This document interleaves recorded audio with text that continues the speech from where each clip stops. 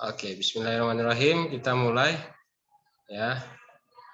Kita bahas nomor 1 dulu. Oke. Oke, kita baca dulu sama-sama, kita pahami karena memang kalau soal Olimpiade Fisika itu yang penting baik dulu pemahaman soalnya agar simpel menjawabnya. Kalau kita memahami soalnya aja kebingungan, karena memang soal fisika itu soal cerita. Ya, masalah problem kita biasanya dari soal cerita itu ke bentuk fisikanya atau matematikanya yang bingung. Nah, kita pahami sama-sama ya. Ini pelan-pelan aja ya.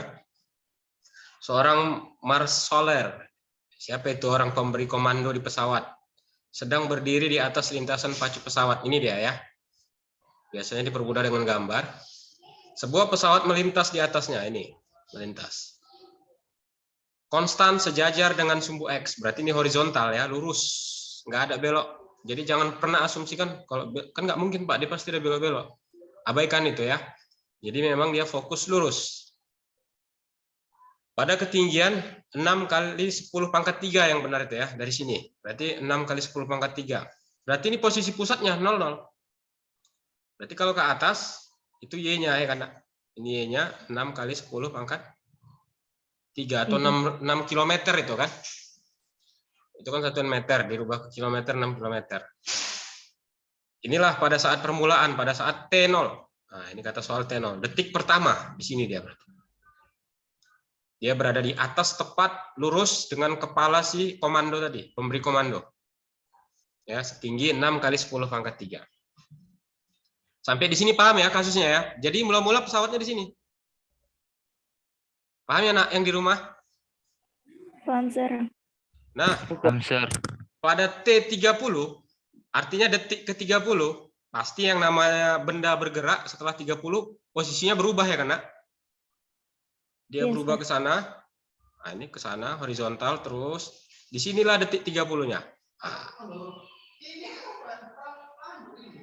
Ya. Secara horizontal, nah ini secara horizontal, dia sudah berpindah sejauh, ini kata soal, 6 kali 10 pangkat 3. Sorry, kok 6? Ini ya, ini 8 kali 10 pangkat 3. 8. Sorry. 8 kali 10 pangkat, iya 8 km lah, biar cepat ya. Ini detik ke-30, nah. T30. Nah, 8 kali 10 pangkat 3i. Makanya nama vektornya 8 kali 10 pangkat 3i tambah 6 kali 10 pangkat 3j. Artinya yang j nggak berubah. Dia konstan setinggi 6 km ya kan? Konstan secara vertikal. Posisi. Yang berubah hanya posisi si X. Paham ya nak sampai di sini? Yang berubah hanya posisi si X. Nah, kita bisa tahu kecepatan, karena kita udah belajar kecepatan. Kalau dari situ kita bisa tahu kecepatan. Kecepatan itu apa? Perpindahan per waktu. Perpindahannya secara horizontal 8 kali 10 pangkat 3. Waktunya yang digunakan 30 detik, ya kan? 30 detik. Berarti kecepatannya 8 per 3 kali 10 pangkat, ini kan nolnya ada 1 nih kan? Kali 10 pangkat 2. Iya, 10 pangkat 2 meter per sekon. Ya, ini kecepatan dia. Kalau begitu, yang ditanya soal apa? Pada detik ke berapa? 45. 45. Berapa perpindahannya pada detik ke 45? Nah, gitu. Pakai rumus kecepatan. Makanya aplikasi vektor itu bisa ke semua bab fisika kan? Nah, ini kebetulan ke percepatan. Jarak itu kecepatan kali waktu. Ya kan? Kecepatannya pasti konstan, karena dibilang konstan tadi. Ini kecepatan konstan. Berarti sama 8 per 3 kali 10 pangkat 2 kali T. T-nya karena yang ditanya 45, tulislah 45.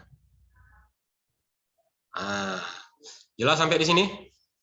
Ya, kurang tebal tintanya ya kan. 45 bagi 3. 15 ya kan? 8 kali 15. 90 ya? 120, Sir. Oh, 120.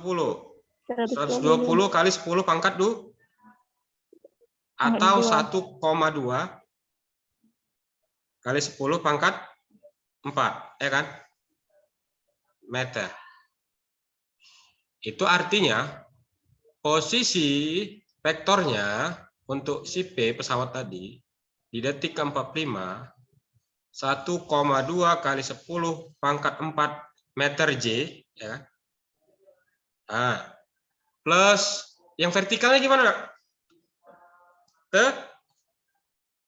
Tetap. Ya kan? Tetap dia. Sorry, ini I. Kok J pula ya? Ini I. Yang tetap adalah sumbu Y atau J.